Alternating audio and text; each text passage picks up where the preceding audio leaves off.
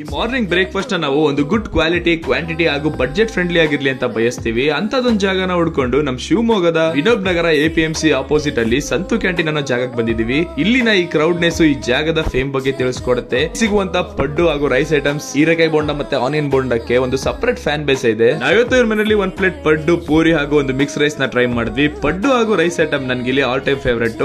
ಆ ಪಡ್ಡು ಜೊತೆ ಖಾರ ಚಟ್ನಿ, ರೈಸ್ ಜೊತೆ ಆ ಹೀರೆಕಾಯಿ ಬೋಂಡ, ಎರಡು ಕಾಂಬಿನೇಷನ್ ಕೂಡ ಸೂಪರ್ ಅಂತ ಹೇಳ್ಬೋದು. ಪ್ರೈಸ್ ರೇಂಜ್ ನೋಡೋದಾದ್ರೆ 20, 30, 35 ರೂಪಾಯಿನ ಚಾರ್ಜ್ ಮಾಡಿ